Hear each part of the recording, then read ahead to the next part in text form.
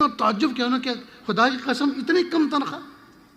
میں نے کہا دیکھو آپ اتنا تعجب کیوں کر رہے ہو؟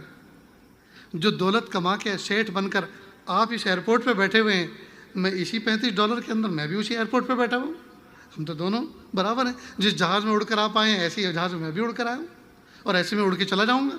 جب میرا کام ہو رہا ہے تو مجھے آپ کو تعجب کرنے کی کیا ضرورت ہے؟ کہ نہیں، مجھے آپ کے تقوی پر، آپ کے ایمان پر تعجب نہیں ہے. مجھے تعجب اپنی قوم کے اوپر ہے کہ یہود و نصارہ اپنے پریسٹ کو اور اپنے قائدین کو سونے کی ترازو میں تولتے ہیں. اور اس امت کا کیا حال ہوگا کہ جو ہمارے بچوں کو پڑھاتے ہیں، دین سکھاتے ہیں، نماز پڑھاتے ہیں، ہمیں مسائل بتاتے ہیں، آج ان کو اتنی کم تنخواہ دی ہے. کیسے کیسے مہینہ گزرتا ہوگا.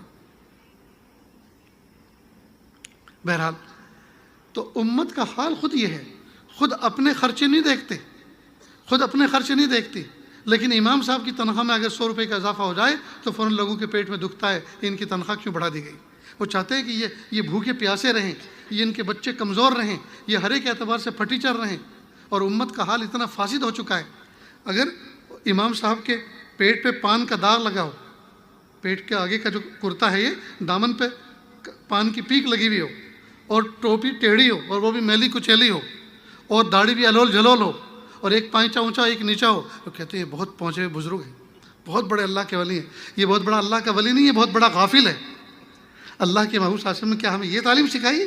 النظافۃ نصف الایمان، الطہارۃ شطر الایمان، او کما قال علیہ الصلوۃ والسلام.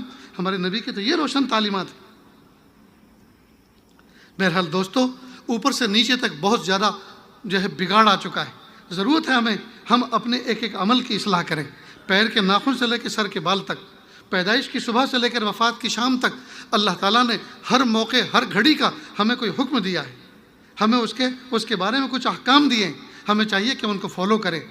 جی، لہٰذا چلیں تو کیسے چلیں، بیٹھیں تو کیسے بیٹھیں، کھائیں تو کیسے کھائیں، پئیں تو کیسے پئیں، پہنیں تو کیسے پہنیں، رہیں تو کیسے رہیں، زندگی گزاریں تو کیسے گزاریں.